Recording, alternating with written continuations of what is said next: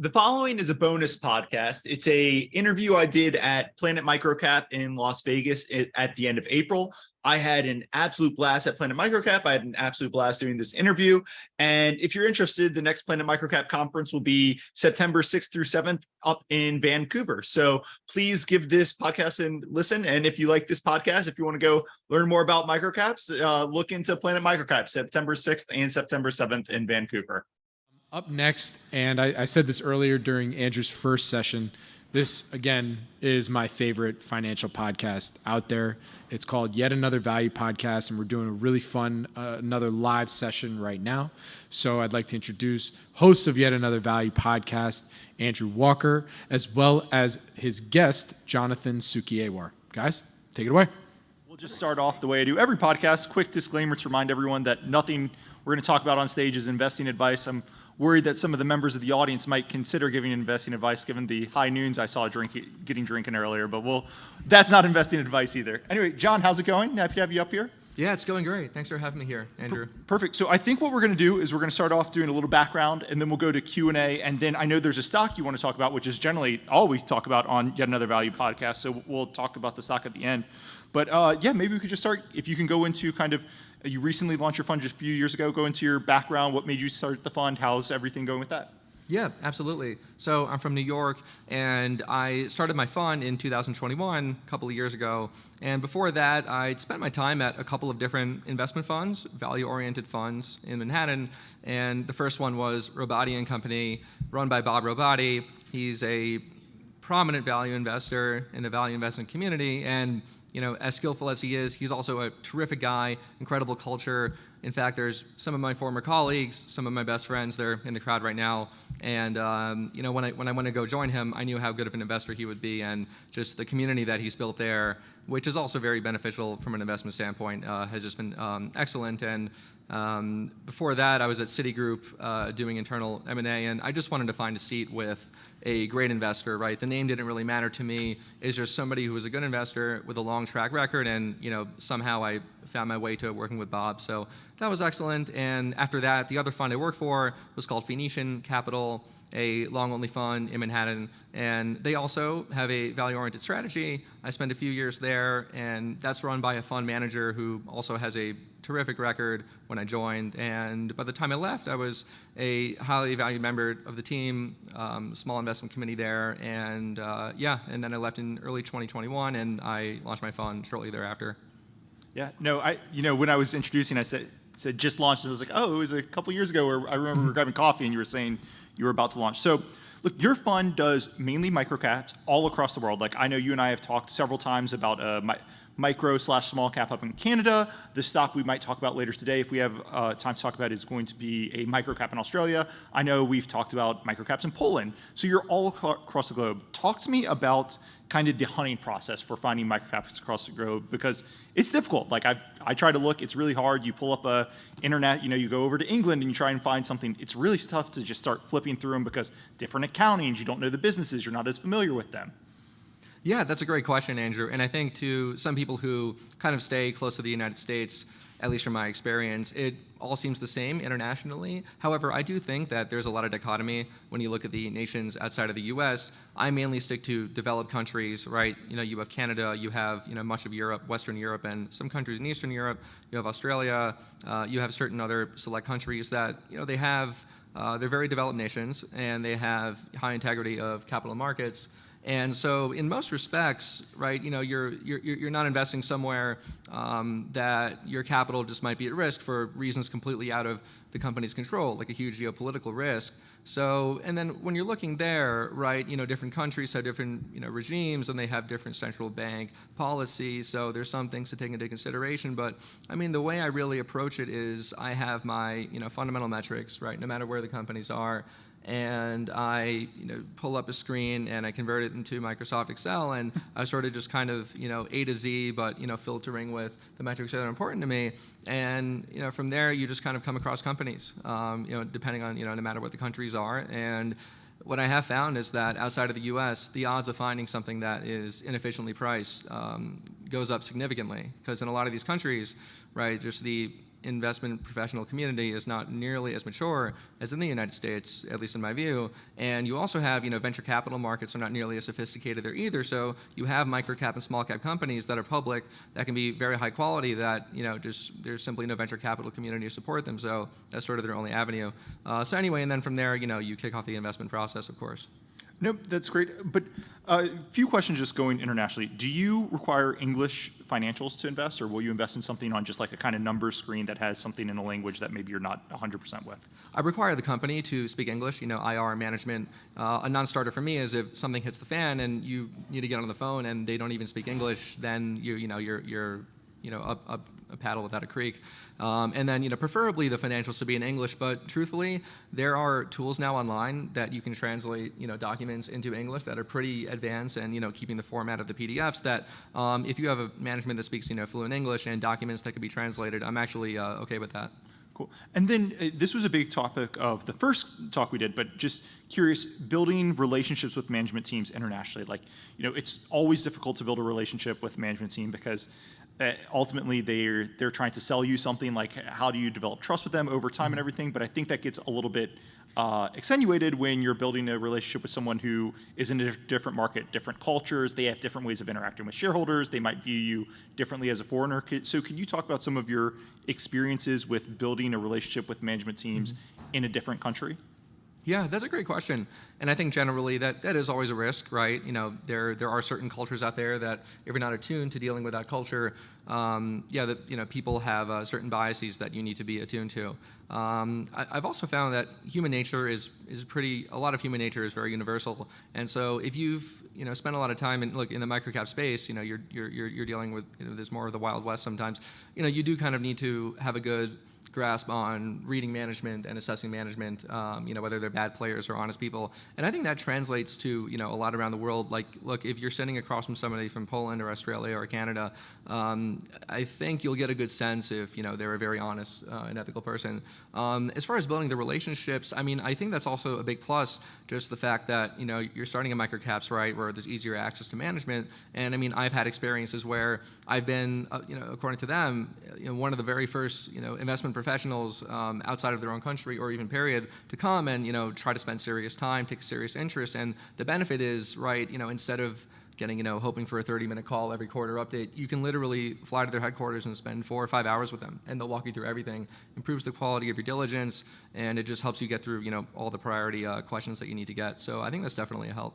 Do you do in-person visits with most of the international companies that you invest in? Not all of them, but a handful of them I have. Yeah. Okay, perfect. What does a typical visit look like? Are you going to the country, like, I know you've done one in Poland. Are you going to the country, going to multiple stores and multiple sites in Poland, or are you just kind of going to the headquarters and meeting with the management team? Yeah, if I make a trip, historically I've wanted to make the most out of it, right? I'll definitely set aside a day where I do meet with management. But before that, yeah, I'll want to spend maybe, depending on what the task is, but let's say at least a few days with a hypothesis in mind, something I want to prove with the company, right? If it's stores, right, like grocery stores, for example, or auto parts stores in Poland, I visited. I went out and I kicked the tires, no pun intended, and I was able to prove or disprove some hypotheses, and then you get to go to management themselves and say, hey, here's what I learned or didn't learn, and you can walk through it with them.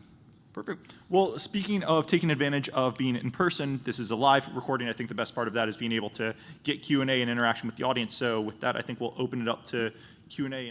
Had a question about how you think about currency risk.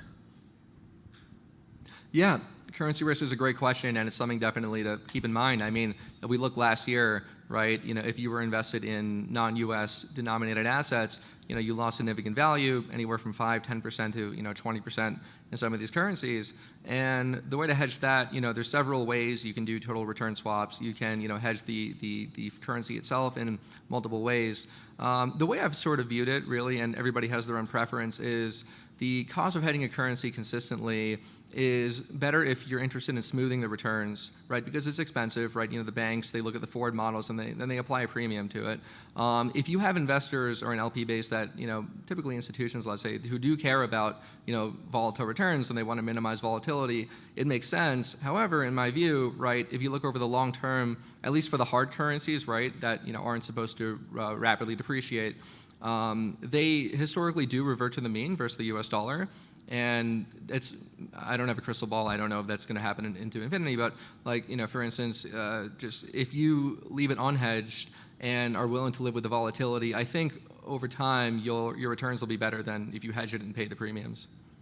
Yeah. This is the old Buffett, tell my railroads not to hedge the price of energy because ultimately you'll just end up paying the fees of the hedging and it kind of breaks even over time. Where are we going now? Yeah, I have a question. Thanks for your talk. Are there any centralized databases that you use to get like financials and news and press releases from international companies, or is it just specific to each country? And I'm curious if you have examples of that. Yeah, sure thing. So I used to use Capital IQ, and I never really used Bloomberg all that much. And you have just this screen of all these metrics of all these global companies. And actually, when I launched my fund, out of exploring alternatives, I came across ticker TIKR, and it's about 99% cheaper than Capital IQ, and it also has the same exact access to the data that a Capital IQ has. And believe it or not, that's the database I typically use. Sometimes I'll have people, friends in the industry, grab data from FactSet, Cap IQ, et cetera. But a lot of the times, they have let's say 14,000 companies and all the metrics, and then it's off to the races from there. And yeah, and then every country itself, as you pointed out, does have their own version of SEC filings, right? And you should definitely, before you go into any of these, figure out where those databases are, access what you can, because for instance, as Andrew was asking earlier, that is one way to be at a disadvantage if you're not a local investor that doesn't know the lay of the land, if you don't have access to the local filing. So I think between all those things, that's typically a big part of my primary research. Yeah, hey, just was wondering how you think about, regulation risk in some of the countries that, obviously like in the US, more about regulations and whatnot, but in maybe a foreign country, it's hard to kind of know everything that's going on that might impact your thesis or whatnot. Yeah, that's a great question. So as far as regulatory risk goes, it's, by industry is always different, of course, and if we're talking specifically, to the companies, that's something that typically, in my experience, has come up when you're doing expert calls, when you're speaking to people in the industry, competitor management teams. It's just one of those things that typically will surface, right? I guess if you're doing, for instance, deep research on the, on the auto parts industry in Eastern Europe, through enough research, you'll find out that there is, there's a negotiation war going on between the distributors and the manufacturers, and and then also the electric vehicle push and things like that. So I think with enough research, typically you're able to get your head around it pretty good. Yeah, John. So are there any cool rules that you know about? For example, I learned the other day that that on the AIM in London, if you can bypass the state taxes if you hold AIM stocks in a certain way for your kids. So are there anything like that you've come across in any of these countries? There's nothing in particular that comes to mind. Hey, John, let me just rephrase the question. I think he was looking for regulatory loopholes that would let you evade taxes. So maybe you could just think about that again and see if you can answer that. I'll reiterate my answer. There's nothing that comes to mind. Thank you very much for the question. How are you assessing inflation risk? I mean, obviously, it's getting a little bit more softening here, but on an international basis, there's still a lot of places where there's a lot of hyperinflation. How is that affecting your evaluations? Yeah, I think that's a very good question, and that is something to think about, because inflation risk, inherent in that is the valuations of the company, the valuation of the index, right? And then there's the whole central bank risk involved. So, of course, now more than over the last 15 years, you do have to worry about those things, right? For instance, like, most of the countries I'm invested in are similar both to the U.S., right? Canada, UK, Australia. Inflation and core inflation are not too far apart from each other. UK is a bit higher, and the central banks are acting more or less similarly. Some a bit different than others. But then, you look at Poland, for instance. You have it's a very topsy-turvy scenario right now. You have an inflation rate, a core inflation rate of 13%, a headline inflation rate of 18%, and a central bank rate of 6.75%. And the president, who is in cahoots with the head of the central bank, has sort of said, we don't want to do anything to raise these central bank rates until after the election in November. And then after that, you don't even know what's going to happen. But then on the flip side, the market is trading at 7 times earnings. It's at close to its all-time low valuation. And so when you have companies that say, okay, well, you know, you can live with the inflation risk rate. And for me personally, my two investments there are both consumer staples, and so they're able to pass along the inflation, you know, pretty well to their customers. But then you can look at the upside too and say, okay, you know, Brazil, for instance, is in a similar situation. If and when inflation does resolve itself and the central bank comes to their senses and then lowers rates, you know, taking a 3-5 year view, you can see a massive re-rate in the stock market multiples. What are the mechanics of buying foreign listed stocks that are not dual listed in the U.S.? You know, how do you do it? It's pretty simple. Thankfully, Interactive Brokers is a great solution. They're both very, you know, affordable and a great provider in my view. And also, you know, every stock in my countries that I focus on, you're able to buy it fairly easily. And I think these days a lot of brokers also, between them and you know, their relationships, you're able to buy some other securities. I can't speak to other brokers, but I can say for a fact Interactive Brokers makes it pretty painless. Even Brazil, you haven't had trouble with on Interactive Brokers? Brazil has to be an ADR. There are mechanics. Okay, yeah, that was the specific one I was thinking, because I had a follow-up question that was along those same lines. I'll do one, and then we can, if any audience members have one. So just, you mentioned Poland a few times, and I'm familiar with a few Polish investments case. I've looked at some of the video game companies pretty in-depth. I've looked at one of the supermarkets pretty in-depth. Just when you're looking at the international markets, I realize we're all total focused returns, but you know, if I present you a Polish company trading at 10 times earnings, or pick your IRR, like what kind of spread do you need versus, I know we've talked about Canadian, Poland's more emerging than Canada versus a U.S. domestic stock. Like, what type of expected return do you need to step out to those more emerging or international markets? Yeah, look, well, expected return, I suppose, you know, there's several ways you could look at it. You can handicap it with, you know, what do you think inflation might be going forward, at least the forward rate curve between, you know, Poland and the U.S. But, I mean, at the end of the day, look, I'm looking for investments that you can call a no-brainer, right? You know, something that, and I think this is the beauty of microcaps, by the way. You know, everybody talks about the trade-off between, oh, I need to find something that's almost a cigar butt that's very cheap, you know, free cash flow yield, but maybe there's no growth, versus I need to find something that's growing a ton, but maybe, you know, it's already trading at a very rich valuation. It's not easy.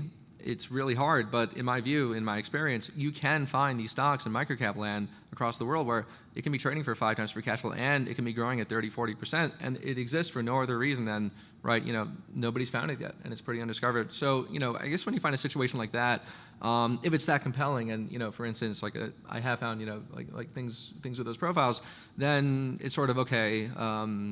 If you're expecting to return, you know, maybe 30-40%, then yeah, I'm willing to live with, you know, a little bit of, you know, differential and interest rate risk, for instance. One more, and then we'll switch over to Duratec. So you were at Robati, which we've got some people here. That's obviously a pretty decent-sized firm. Then you were at a smaller fund where you were part of the core team by the end, and now you've kind of launched a one-man band shop. What has the evolution been like as you've kind of gone to smaller and smaller things, and how have you dealt with being a one-man band where you're not just responsible for the research, or responsible for a lot of the operations, a lot of the marketing? Like, what's that gone for? Because I think a lot of the people who listen to these either do that and think about those stresses all the time, or are thinking about doing that and might be interested. Yeah, you know, it's funny. I went from a firm of, you know, Citigroup, 300,000 people, to, you know, Robati is 30 people, and to, you know, 3 people and now 1. So, you know, really wrote that down. But yeah, look, in some ways, I've been keeping mental notes for the last 10 years, right? Look, since I was 19 years old in college and I discovered investing, this is all I've ever wanted to do. And, you know, it's the best part of the job is building something great here. And so for 10 years, I've been, you know, all these fund managers, I've been taking mental notes. And that's really helped along the way. Like when the time finally came, like all these things, you know, come to play. And as far as the other things as well, you know, it's also running a business, as you know, of course, too. It's running a business, and, you know, some people are better at running the business side than others, or, you know, some people have different goals on the business side than others. I've always relished the entrepreneurial side of things. I've always had, you know, small businesses, you know, growing up, elementary school, middle school, high school, et cetera, that, you know, I just enjoy doing. And so I kind of, you know, I don't find it as much of a nuisance maybe as some, and I enjoy it. But look, it is a lot of work, wearing all these hats, right? You want to focus on investing, but you have to deal with this and that and this, and 20-30% of your time sometimes, some weeks can be just divvied up, you know, that has nothing to do with, you know, finding the next 100 bagger. Yeah, I ask because it's of interest. It's something I think about a lot. And also, we just went through tax season, and tax season probably is the worst season operationally for one-man bands. Okay, so let's turn. I think we've got 10 or 15 minutes left. We wanted to talk about a company that we'll disclose you own. It's a small cap in Australia. Everybody should remember this isn't financial advice, but the company is Duratec. They're an asset remediation contractor. I'll turn it over to you, and I did a decent bit of work on them last week, so I can follow up with some questions like I normally would on the podcast, if that works for you. Yeah, absolutely. I'll just give a quick overview, and then, you know, feel free to hop in with questions. And so, yeah, so Duratec, as Andrew said, they're an asset remediation firm located in Australia, and their operations are confined to Australia. And so what that means exactly is they're a contractor. They have, close to 1,000 or so mechanics and engineers, and they remediate or repair, true infrastructure assets, right? Think bridges, think roads, think wharves, ports, things that are in various industries: the defense industry, the mining industry, industrial industry, oil and gas, buildings and facades. So, really big structures that are intended to last for, call it 50, 70, 80 years. But over time, they just have, critical defects that need to be examined and need to be repaired. And so it's a very, technical industry. Cool. So I think they're an asset remediation contractor. They're taking on and doing maintenance CapEx for businesses. And there's a few things about that thing. Like, as I researched it, the first thing that popped into my mind is engineering and procurement businesses, basically serving as general contractor. Most investors have looked at one and gotten burnt by one that's had massive cost overruns. They've got cost of completion accounting, and then one quarter they come out and said, oh, we bid for a business, we thought it would cost us $10 million. Turns out it cost us $25 million. We're bankrupt. Or, even there's the Sphere. We're all in Vegas. There's a Sphere. MSG built it. They said it would be $1.2 billion at the time. It ended up being $2 billion, and that company's got a market cap today of like $500 million. So they ran over by $800 million. So when you look at Duratec, how do you get comfortable that you're not going to have this cost overrun issue where one day you wake up and, oh, cool, the business is gone because they underbid a contract, inflation ran rampant, and they're done? Yeah, I think that's an excellent question. I'm very glad you asked that, because I think aside from just the thing being so off the map, that is probably the biggest misconception about the company. Because look, it's classified, and just doing a cursory glance, it reads as an E&C company, right? Engineering and construction, and they have almost nothing to do with construction. They are a maintenance firm. They do like maybe less than 5% of their business is just ad hoc construction, but for a good reason. Construction firms have a horrible reputation, right? And there's several key reasons that Duratec doesn't really have. For one, cost overruns, right? You're doing a greenfield or brownfield project, meaning you're building it from scratch, or rebuilding a whole asset, and maybe you order the wrong parts, or maybe part of the building breaks and you have to redo it, and then that's all on your dime and out of your pocket because you promised your customer, your client, you're going to build it for this much in this amount of time.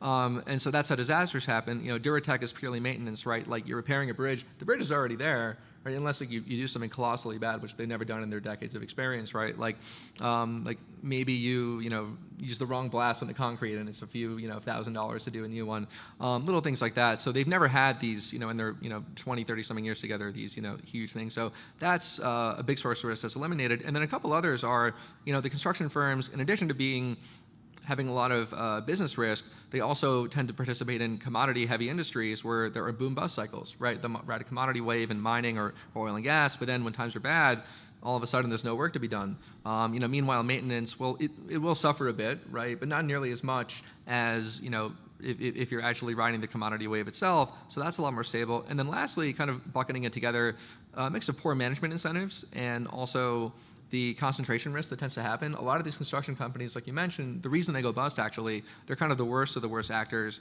You'll have a CEO who thinks, because of the nature of the business model, hey, I can double or triple my company's revenue in a year or two if I take on this massive construction project, and if it goes well, I'm going to get a huge bonus, right? They probably have no skin in the game. And then, greed gets the best of them. They don't do the right diligence. They partner with the wrong firms. And then the thing goes bust, and then the CEO finds a new job the next year, but, shareholders get wiped out. Duratec, on the other hand, like they've grown very impressive rate, 32% CAGR growth rate organically over the last 13 years. But they could have grown faster, but they've kept concentration risk at a very responsible rate, so they can grow while also not putting the whole company in jeopardy, right? And the three executives each own 11% of the business. The rest of the top 60 senior managers own another 6%. So there's a lot of skin in the game, and they kind of avoid a lot of these risks that give construction companies a bad name. The other question I had when I was researching this is, look, they're doing maintenance on big assets. They just bought an oil and gas offshore maintenance. They're doing maintenance on mining equipment, bridges. You mentioned all that. I look at that and I say, okay, cool. It seems reasonably priced. They've grown decently fast, but maintenance on a bridge, to me, that just screams commodity, right? They go and they say, hey, this bridge needs to get upgraded. We'll take 4 bids, and then we'll take the lowest bidder. And I think you've got a thesis that, no, this actually does have some characteristics of a company with a moat. So I just want you to dive into that. Yeah, sure. So I think there's a few layers there, and happy to dive in.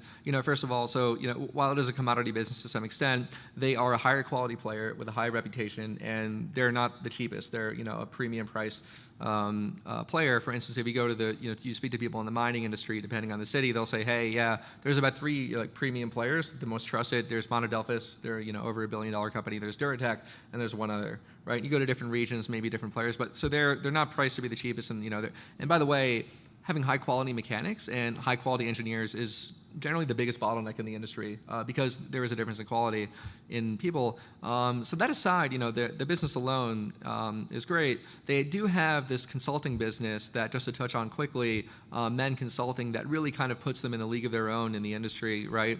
And what Men Consulting does is it's a team of 25 or 30 PhDs, all owned by Duratec. And they perform the diagnosis essentially, right? Let's say you have a bridge that needs to be repaired or a port. They'll go over there and they'll do the full diagnosis and tell you exactly what's wrong. And the way they do this, they actually fly drones, right? And they capture every square inch of the thing. They spend days, and then they all take the data back and they form a model, right? Like imagine a 3D software model. Now Duratec has built this in-house software model that's so granular. I wish I could show it up here. I've seen videos and pictures where you can really zoom in on under this bridge on this concrete part there's this brown spot and this and that and this, and they can tell you exactly how it needs to be repaired. And nobody else in the industry does this. There's a few other specialized houses, but they're pure play consultancy firms not owned by the remediators, and so they're in a league of their own versus their competitors because they can come in to for instance, like BHP is a mining giant, right? They're a client, and Duratec went in recently, and they did all this work for them, and they said, yeah, this work is so good, we're going to skip this whole next phase that we normally do, which would have taken us 12 months and cost us $1 million, and we're just going to proceed. And they did the work with Duratec, and Duratec has about an 80% win rate, in these cases, and so this is an asset that nobody else really has, and there's definitely big synergies with each other there. And when you said they're going to skip this next phase, I think what you were referring to, and tell me if I'm wrong, BHP skipped the RFP, basically. They just said, your work was so good, we're just going to give you guys the maintenance contract for this. I think that, and also, typically, because no competitors really have, these sophisticated models, they'll come with something that, let's say Duratec is like a 80-inch 4K TV. A competitor might come in with something that has the granularity of 240p on a 10-inch screen, and you're supposed to be able to see something that's very granular. So those 12 months are spent with engineers who actually have to go around the site and find out everything. But these models are so sophisticated, you can just skip that entire step. We've talked about how I think everybody's obviously going to have to do their own due diligence, but I think you've presented a reasonable case how a lot of the issues that people might have when they think of this company are issues that are overcomable or might not really be issues. Can you just talk to valuation for a second?